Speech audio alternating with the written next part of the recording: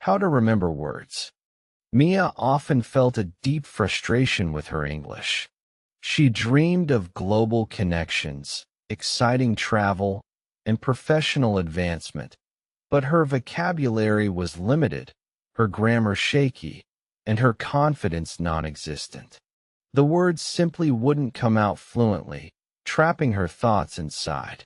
She yearned for a breakthrough, a genuine way to unlock her speaking potential and truly communicate. One quiet evening, scrolling through online forums, she stumbled upon a community dedicated to language learning. They emphasized consistency and practical methods over intense, short bursts of study. This different philosophy resonated with Mia's tired spirit. She decided right then and there to embark on a new, disciplined journey, no matter how challenging it might seem initially. Her biggest hurdle was remembering words. Flashcards filled with random definitions had always proved useless. The new approach suggested linking words to stories and personal experiences. Instead of isolated facts, she began seeing words as characters in a vivid narrative, making them far more memorable and less daunting to recall during conversations.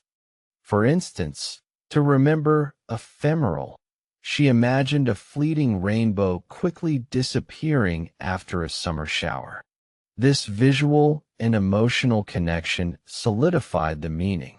She practiced using new vocabulary immediately in simple sentences, even if only in her head, reinforcing retention and active recall. This active engagement was transformative. The method also stressed creating mind maps and drawing silly pictures associated with words. This multimodal learning engaged different parts of her brain, moving vocabulary from short-term memory to long-term storage.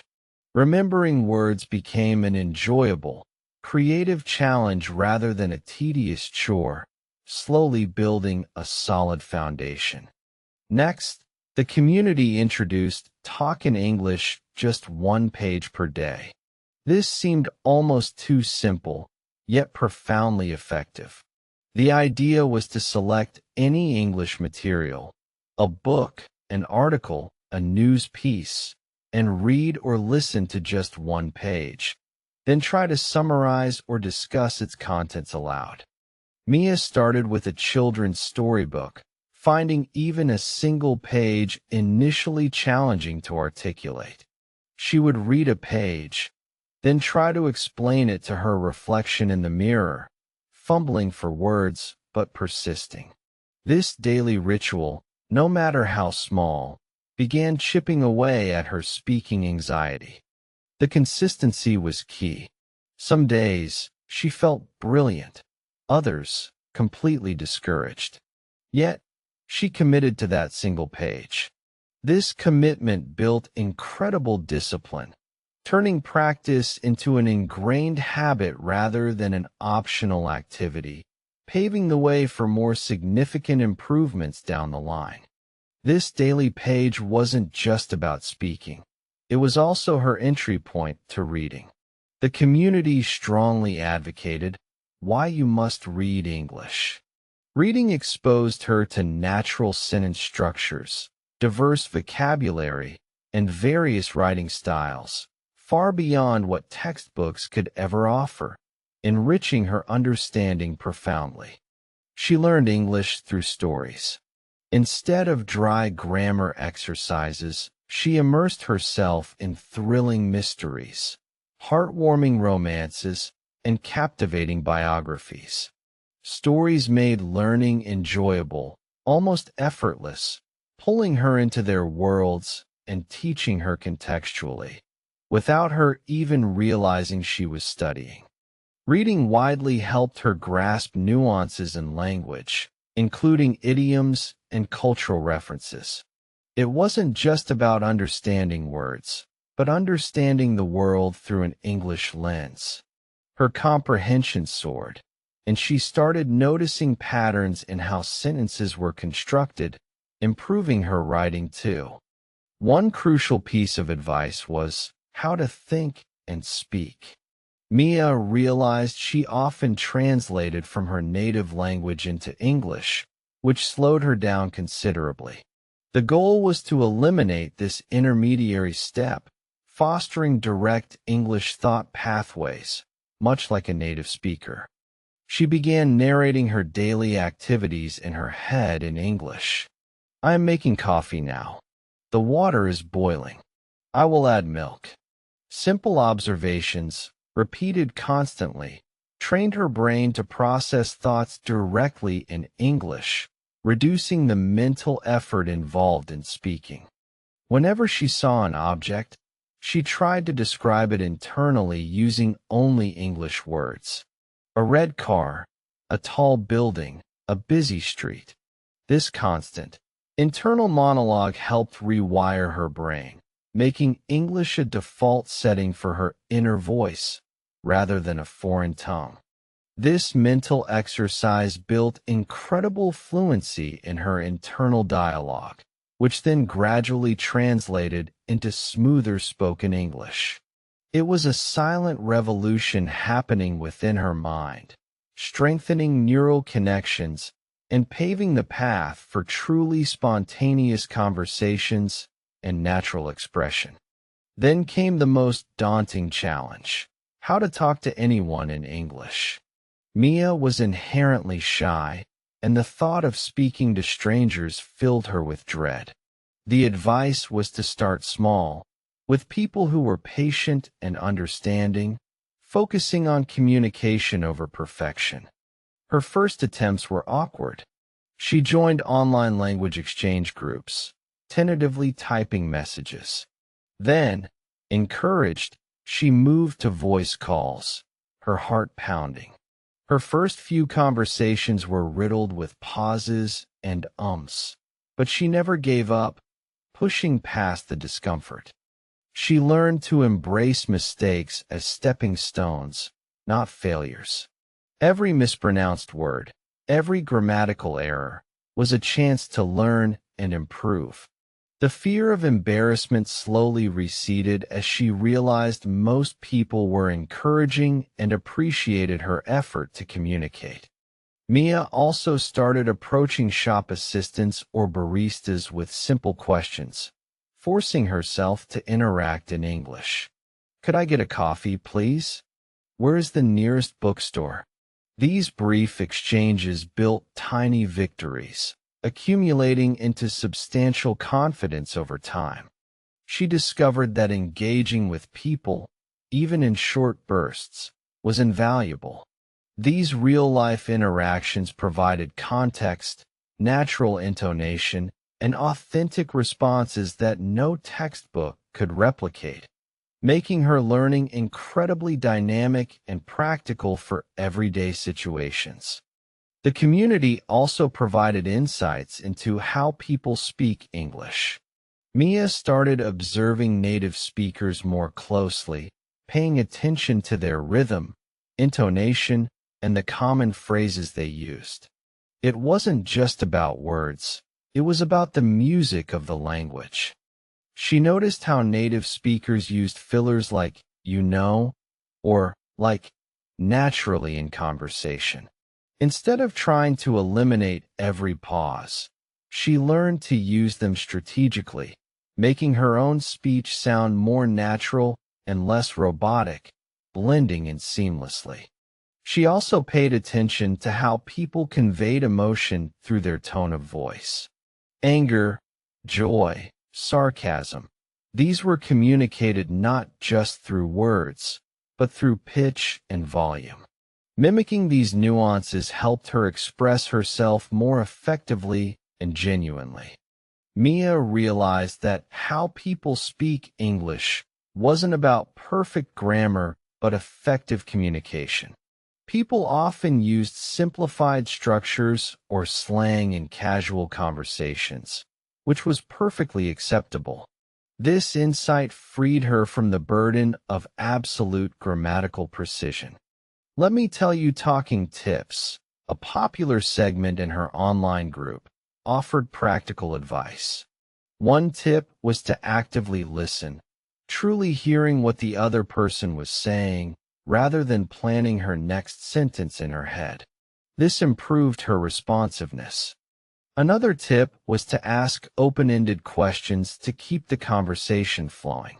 Instead of yes/no answers, she aimed for questions that invited elaboration, encouraging the other person to share more, which in turn gave her more opportunities to listen and respond thoughtfully. The advice encouraged her to repeat phrases she heard, even silently, to internalize them. If someone said, "That's a no-brainer," she'd repeat it to herself, reinforcing the new idiom and making it easier to recall and use in future conversations naturally. She was advised to record herself speaking, even for a minute each day. Listening back was uncomfortable at first, but it helped her identify areas for improvement, such as pronunciation or awkward phrasing, providing valuable self-correction feedback. Another crucial tip was to simply speak as much as possible, regardless of perfection. The sheer volume of practice, even imperfect practice, built muscle memory for her mouth and brain, making the act of speaking progressively easier and more intuitive over time. Mia also learned the importance of focusing on common phrases and collocations rather than individual words. Understanding which words naturally go together significantly improved the fluency and naturalness of her sentences, making her sound more like a native speaker. She made a habit of watching English movies and TV shows without subtitles, gradually training her ear to pick up nuances and fast speech. When she struggled, she'd re-watch with English subtitles, then without, improving her listening comprehension dramatically. Podcasts became her constant companions during commutes and chores. Immersing herself in various topics helped expand her vocabulary related to different fields, making her conversations more versatile and interesting across a wider range of subjects. Mia understood that consistency was the bedrock of progress. Missing a day felt like a setback, but quickly returning to her routine prevented prolonged breaks. Every small effort compounded, leading to exponential growth in her English proficiency. She embraced the concept of productive struggle, where encountering difficulties was a sign of growth, not failure. Pushing through challenging conversations or complex texts strengthened her resolve and deepened her understanding of the language. Her motivation remained high by celebrating small victories. Successfully ordering food in English, understanding a complex news article, or having a spontaneous chat with a tourist. Each was a testament to her progress and fueled her desire to continue. Mia also joined an English book club, forcing herself to articulate her thoughts on literary themes. This pushed her beyond simple conversation, challenging her to use more sophisticated vocabulary and complex sentence structures in a supportive environment. She started a small journal, writing a few sentences in English every day about her thoughts and feelings. This written practice reinforced her grammar and allowed her to experiment with new expressions without the immediate pressure of speaking aloud. The journal became a safe space for her to try out new words and sentence patterns she had encountered through reading and listening. It was a tangible record of her progress, showing how far she had come from her initial struggles with basic phrases. Mia found that teaching a friend a few English words occasionally also helped solidify her own understanding. Explaining concepts required her to truly grasp them, making the learning process more active and deeply ingrained within her memory. She learned to identify her own common mistakes and actively worked on correcting them.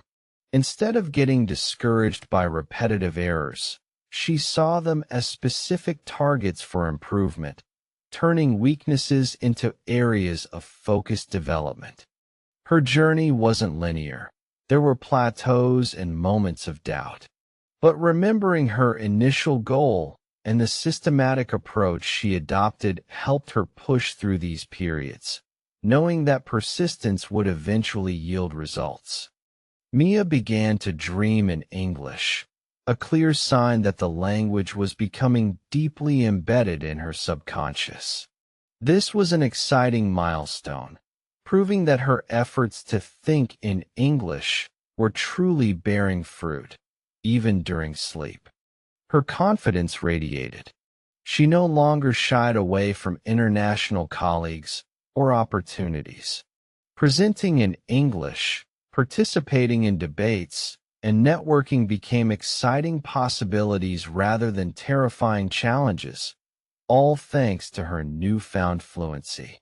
She found herself naturally engaging in conversations on diverse topics, from current events to philosophical discussions, without hesitation. Her opinions flowed freely, expressed articulately and precisely, allowing her true personality to shine through. Travel became a completely different experience. She navigated foreign cities with ease, connected with locals authentically, and absorbed different cultures through their own language. The world felt infinitely more accessible and welcoming to her. Mia realized that learning English wasn't just about mastering a skill. It was about opening up a world of possibilities. It transformed her professional life, enriched her personal relationships, and broadened her entire perspective on life. Her story became an inspiration to others in her online community. She started sharing her journey, offering encouragement and practical advice, becoming a mentor herself, just as others had guided her in the beginning of her transformative journey. She emphasized that everyone's journey is unique, but the core principles remain constant: consistent effort, active engagement, and embracing mistakes. It's about patience and celebrating every small step forward, no matter how tiny it might seem. Mia often reflected on her initial struggles, comparing them to her current ease. The vast difference was a testament to the power of daily, focused practice and the courage to step outside her comfort zone repeatedly, day after day. She had moved beyond merely learning English to truly living it. The language was no longer a subject of study but a vibrant tool for expression, connection, and exploration, an integral part of who she had become.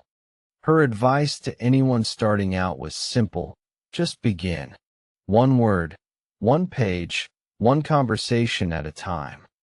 The momentum builds, and the transformation happens almost imperceptibly, until one day, you realize you're fluent. Mia now actively sought out opportunities to speak, whether giving presentations or hosting international visitors. These experiences solidified her advanced fluency, ensuring her skills remained sharp and continued to evolve naturally over time. She understood that language learning is a lifelong journey, with always more to discover. New idioms, subtle cultural nuances, and ever-evolving slang kept her curious and engaged in continuous learning, ensuring she never felt stagnant. Her journey proved that systematic effort, combined with genuine curiosity and a willingness to embrace imperfection, is the ultimate recipe for English fluency. Mia's transformation was complete, but her love for language continued to grow. She now understood that the true beauty of language lies in its ability to connect people, bridge cultures, and open countless doors. Her English was not just a skill. It was her passport to a larger, more interconnected world.